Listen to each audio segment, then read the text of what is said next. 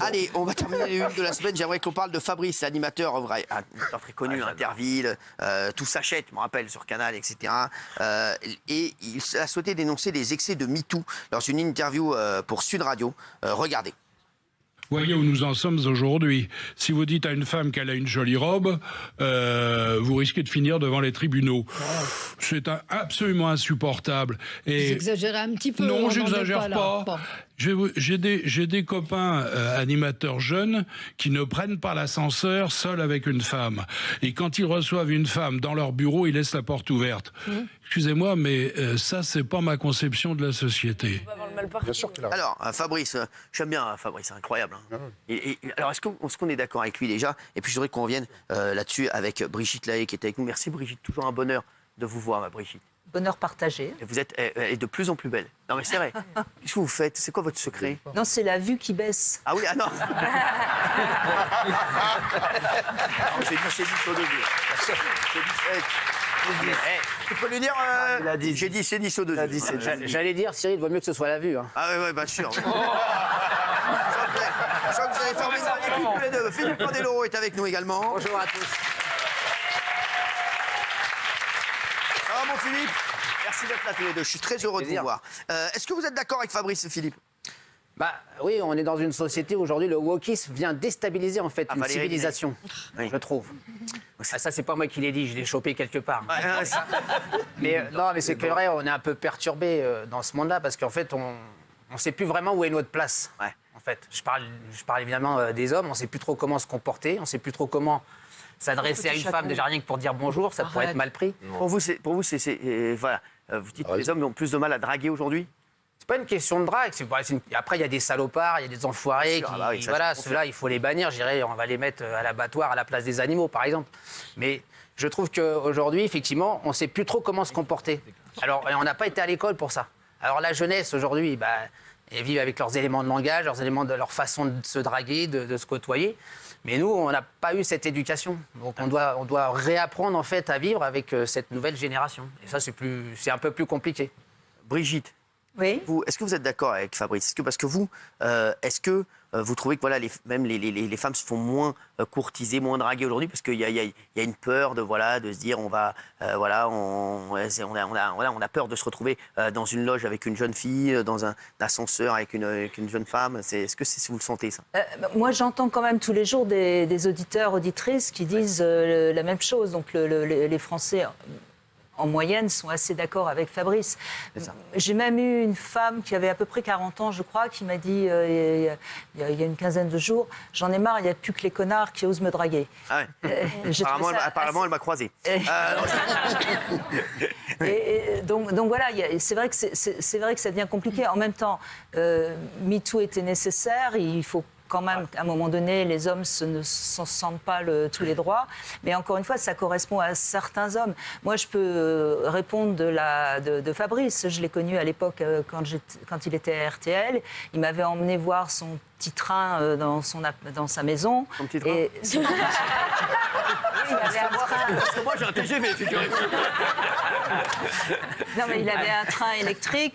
J'étais jeune. Il s'est très, très bien comporté. J'ai juste voulu vous montrer son petit train. On n'a pas fait le train, non. Non, c'est vrai. C'est fou, c'est incroyable. Et tous les wagons qui vont avec. Vous n'avez pas fait chouchou? Non, mais franchement. Et Brigitte, est-ce que vous faites beaucoup draguer? Pas vraiment, non, c'est un peu le problème. Pourquoi? Parce que les hommes n'osent pas. Ah, c'est ça, hein? Oui. Les hommes n'osent pas. Non. C'est fou, pourquoi vous pensez qu'ils ne vous draguent pas? Parce que vous êtes, franchement... Peut-être qu'elle fait peur, hein. Peut-être qu'elle a trop d'expérience, ça peut faire peur aux hommes. Non, ça ne fait pas peur, ça. Moi, je pense que l'homme a besoin quand même un petit peu de se sentir en sécurité si c'est lui qui va vers la personne plutôt que l'inverse. Brigitte, elle ne va pas vers la personne. Hein. Elle laisse la personne aller vers elle. Oui, mais c'est pour ça qu'il y a aussi de moins en moins. Non, mais c'est vrai que les hommes ne me draguent pas. Ah ouais. C'est sûr. Et moi, il y a très longtemps qu'il n'y a plus aucun homme qui a osé porter une main baladeuse sur moi. Heureusement, ça. Ça, c'est pas draguer. Non, mais écoutez, ça va s'arranger. rien qui va. Non, mais, Moi, je fais ça en public, comme ça, il y a des témoins. Non, mais c'est vrai que ça a drastiquement changé les relations hommes-femmes et que MeToo a eu du très bon. Quand on s'est occupé de Harvey Weinstein, c'était très positif. Mais il faut se rappeler qu'aussi, MeToo en France, avec Balance ton porc, a déjà commencé par un excès. C'est-à-dire que quand Sandra Müller a fait son premier tweet en elle est disant... super, Sandra. Oui, mais en disant Éric Brion m'a dit toi, t'as des gros seins, t'es mon type. Le mec, en 2 semaines, il a perdu emploi, femme et enfant. Oui. Est-ce que c'était vraiment une raison de vraiment lui briser sa vie? Je pense que ça, c'est un excès de MeToo, par exemple. Allez, voilà, c'est une fille. Ah oui, mais excusez-moi, c'est la vie d'un homme. Donc il y a eu des excès. Mais Après, évidemment, il y avait du ménage à faire. Et est-ce qu'il faut passer par des excès pour revenir à la normale? Mais c'est normal, évidemment, que les hommes, aujourd'hui, fassent très attention, beaucoup plus qu'avant. Est-ce que, Brigitte, vous avez été témoin de comportements déplacés? Oui, bien sûr, mais évidemment, notamment lorsque, à l'époque, je tournais des films pornographiques, j'ai vu les hommes chez qui on tournait, qui louaient leur appartement, rentrer dans la salle de bain et pas se gêner pour sauter la fille qui tournait le film. Mais moi, ça m'est jamais arrivé parce qu'encore une fois, moi, j'ai eu la chance d'avoir une enfance où on m'a appris à me respecter, etc. Je crois que ce qu'il faut quand même comprendre, c'est qu'il y a une femme sur 4 pratiquement qui est abusée durant l'enfance. Alors moi, je les comprends aussi, ces féministes qui sont vent debout contre les hommes si elles ont subi des abus. Donc c'est très compliqué. Je crois qu'on avancera le jour où on comprendra qu'il faut éduquer dès l'enfance les hommes, les femmes, enfin les petites filles, les petits garçons, dire aux petits garçons que c'est pas parce qu'une femme s'habille de manière séduisante qu'elle a envie qu'on la saute. Et de même qu'il faut expliquer aux femmes que quand elles veulent pas, il faut qu'elles le disent clairement. Parce qu'aujourd'hui, on mélange tout. On mélange le viol, on mélange le fait d'avoir été abusée. Et moi, j'explique une chose qui va évidemment choquer, mais tant pis, je vais le dire. Il y a beaucoup de femmes qui vont accepter une relation d'un soir, notamment avec des gens très connus comme vous, Cyril, dans l'espoir d'obtenir quelque chose. Elles espèrent obtenir quelque chose, elles ont juste droit à un coup de bite, pardon d'être vulgaire, et le lendemain, elles se sentent abusées au sens profond du terme. Elles se sentent abusées parce qu'elles espéraient autre chose.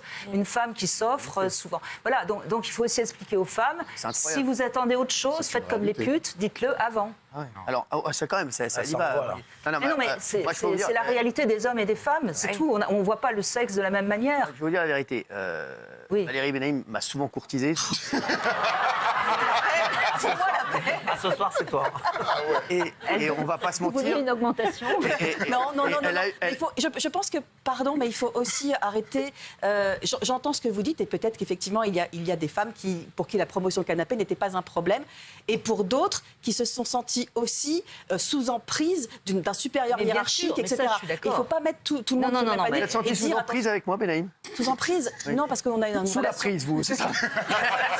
Et moi, je crois effectivement que MeToo était nécessaire, que oui, tu as raison, il y a eu des excès, mais que comme dans toutes les révolutions, il y a un effet de balancier et qu'on va revenir, et qu'il y a un clivage de génération. Bien sûr, je pense qu'il y a une génération qui ne comprend pas MeToo, mais que c'est absolument nécessaire et qu'il y a peu de femmes qui vont dénoncer un agresseur qui est un agresseur fantôme. Merci. Baya Carla, vous, est-ce que vous avez déjà affaire à des gros lourds comme ça qui vous ont... Dans l'enfance, oui. Ah ouais? J'ai été abusée, mais par un autre enfant.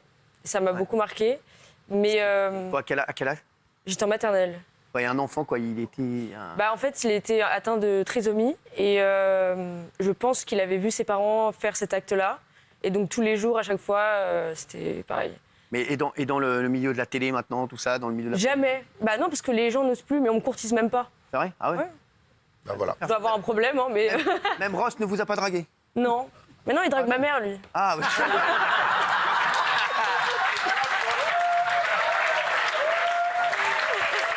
Juliette, vous, dans le milieu de la télé, vous avez fait beaucoup de chaînes? Non, pas dans le milieu de la télé, mais j'ai eu beaucoup de lourds quand je travaillais, quand j'étais serveuse. Ah oui, genre quoi, ouais? Genre des mecs bourrés qui se croient tout permis avec la serveuse, que ce soit les mains au cul ou... Non. Bien sûr, ouais. Dont des gens connus. Et comment tu réagissais? C'est très, très simple, très ferme, je voulais pas perdre mon travail, donc ça, ces gens sans jamais la bouteille vexer. dans la gueule. Non, pas du tout. Non, pas du tout. En fait, c'est très simple, c'est très ferme. On s'enlève, on lui explique que ça va pas être possible et on s'en va. Et voilà. Après, s'il y a des problèmes. Vous, Polska? Ouais, moi, beaucoup quand même. Pareil? Il y a beaucoup de gros porcs dans la vie. Non, c'est pareil. Oui. Pourquoi? Dans le monde... C'est pas Jean-Michel Maire qui est à côté de vous dans TPMP. Non, ça va. Il est gentil. Ça va. Mais ouais, les mains baladeuses, les paroles déplacées, il y a beaucoup. Et moi, je trouve que justement, cette époque, c'est très bien. Parce que même si c'est wokiste, maintenant, ce qui change entre avant et maintenant, c'est le consentement. Donc moi, je trouve ça très, très, très bien. Parce qu'avant, il y avait un peu une culture du viol quand même. Parce que vous faites quoi, vous, quand on est un mec qui a eu un mec relou, vous lui dites quoi? Déjà, il y a une différence entre, par exemple, t'es belle et t'es bonne. Ah oui, t'es belle et t'es bonne, déjà, le mec, t'es bonne. Vous avez dit t'es bonne, vous. Osez déjà. Oui, souvent. Bon, vous avez dit t'es bonne, ouais, c'est vrai. Et je le prends pas forcément bien. Bien sûr, vous avez bien raison. Moi, je lui dis ta gueule. Ça. Philippe, toi, vous n'osez plus rien. Effectivement, aujourd'hui, sur les relations hommes-femmes, même ma femme, maintenant, j'ai du mal à lui dire t'es belle. Incroyable ce mec. C'est vrai, des fois, on a entendu une femme qui a porté plainte contre son mari parce qu'il lui demandait de faire l'amour. Alors on dit c'est une histoire un peu absurde, puisque s'ils sont mariés, c'est qu'il y a consentement. Donc... Ah non. Attention. Ça, c'est un autre débat.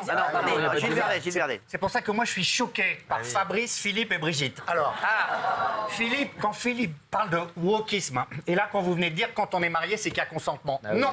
Le viol J'ai pas dit qu'il y avait obligation. Non, consentement. J'ai dit que quand il y a un désir de l'un et de l'autre, il y a consentement. Ah non, et c'est pour ça que Brigitte, excusez-moi, je vous admire énormément, mais vous m'avez perturbé. Vous avez dit les femmes doivent dire clairement si elles ne veulent pas. C'est l'inverse. Les femmes doivent dire clairement si elles veulent parce que c'est le consentement. Non. Donc là, je trouve que vous inversez la problématique et c'est extrêmement dangereux. Mais pour moi, c'est très dangereux. C'est très dangereux. Brigitte, vous avez soutenu la liberté d'importuner, ça veut dire quoi? Alors, j'ai pas soutenu, j'ai signé à l'époque quelque chose où il y avait ce terme qui était peut-être pas très très bien choisi, surtout à cette époque-là. Mais encore une fois, on avait essayé quand on a signé cette tribune justement de tout de suite montrer qu'il fallait faire attention, qu'il fallait pas partir dans des délires. Mettre d'un côté tous les hommes sont des porcs et de l'autre côté toutes les femmes sont des saintes. Voilà, c'est tout. Maintenant, pour juste répondre, je crois que ce qui est important, c'est qu'une jeune fille de 15-16 ans qui n'a pas envie de faire l'amour avec un jeune garçon de 15-16 ans, moi j'ai tendance à lui dire surtout ne monte pas dans la chambre parce que pour le garçon c'est open et une fois qu'il va être bourré de testostérone qui va lui sauter dessus, si elle arrive, elle va se sentir, elle va se faire abuser, c'est tout. C'est dans ce sens que je dis il faut aussi aider les femmes à dire plus clairement quand elles ne veulent pas. Vous dites qu'elle est presque co-responsable de son agression. Je suis désolée, elle n'est pas co-responsable de son agression. Elle peut monter et elle peut monter dans la chambre et jusqu'au dernier moment elle a le droit de dire la sexualité d'un jeune mec bourré de testostérone. Et c'est pas en plus à lui de se maîtriser, c'est à lui d'apprendre. C'est à la société de lui apprendre. Oui. Ah bah ça, oui. Vous entendez des cours d'éducation à l'école où on apprend ça aux jeunes garçons? Ah bah dès qu'il y a des cours d'éducation sexuelle, il y a ça fait scandale. Donc de toute façon, on va faire quoi? On va punir de plus en plus alors qu'il faut traiter les problèmes à la base. Moi, mon père, je m'en rappelle, franchement, quand j'avais 18 ans, je lui disais que j'avais rendez-vous avec une fille. Et à chaque fois, il me disait combien ça va te coûter. Ça va te coûter ces conneries. Prendre l'argent dans ma mallette. Brigitte, lors d'un passage télé sur BFM, vous aviez déclaré on peut jouir d'un viol. Et c'est vrai que ça, tout le monde en avait parlé derrière. Est-ce que vous regrettez cette phrase ou est-ce que vous pouvez la réexpliquer? Alors, je crois que j'aurais dû malheureusement rajouter malheureusement. Alors, je regrette pas parce que c'est dans ma nature de rien regretter et je regrette d'autant moins que j'ai reçu, si vous le saviez, le nombre de courriers que j'ai reçus d'hommes et de femmes qui m'ont dit je n'ai jamais osé parler à mon thérapeute avec qui j'ai travaillé pour réparer ce traumatisme du fait que j'avais eu une jouissance parce que du coup je me sens coupable, etc. Donc je crois que j'ai plutôt fait du bien que du mal en disant ça et je crois que je l'ai payé assez cher. Voilà, donc je ne le regrette pas. Oui, et vous êtes excusé après? D'ailleurs, je ne me suis pas excusée. J'ai dit s'il faut s'excuser, ok, je m'excuse. C'est pas tout à fait la même chose. Oui. Je ne vois pas en quoi je dois m'excuser de dire une réalité sur la sexualité. On a d'un côté la pornographie et de l'autre côté un silence de mort. Et bien s'il n'y a que moi qui continue à parler et qui essaye d'expliquer ce que c'est que le sexe, et bien peut-être qu'on pourra tous faire l'amour de manière calme, tranquille et en consentement. Alléluia. Non, juste, c'est... non, mais c'est vrai. Pourquoi autant de difficultés? On a déjà tellement de merde dans la vie que si en plus on doit se poser 36 000 questions pour commencer à aborder quelqu'un. Quand les parents je mets à la place des jeunes, moi. Quand les parents feront leur boulot et que les enfants de 14 ans ne verront plus de films porno, peut-être qu'on avancera. Aujourd'hui, ils sont éduqués par la pornographie. Exactement. Alors, il faut peut-être leur expliquer ce que c'est qu'une femme, ce que c'est qu'un homme. Philippe, Moi, j'ai pas besoin qu'on m'explique, mais bon. C'est déjà pas mal. celui-là est incroyable. Mais non, mais c'est vrai. Philippe, ça est-ce que va, vous montez quoi. dans l'ascenseur avec une jeune fille voilà, que vous connaissez Bah, avant, ça me posait pas de problème. Et maintenant, ouais. Ça. Et maintenant, effectivement, on doit se prémunir d'une éventuelle personne qui aurait envie, en fait, de profiter de son statut de femme pour créer une histoire et peut-être aller, quand on l'a vu dans certaines histoires où c'était aussi une histoire d'argent. Et derrière, il faut prouver. Donc, ça veut dire que quand tu vas discuter avec une femme, moi, je suis directeur de casting des fois pour mes spectacles. Déjà, c'est même pas moi qui engage la conversation. Je le fais avec ma femme, Olivia, parce que c'est elle la directrice artistique. Mais Comment votre femme? Olivia, Olivia, on l'embrasse. c'est gentil. Ça m'évitera de le faire ce soir.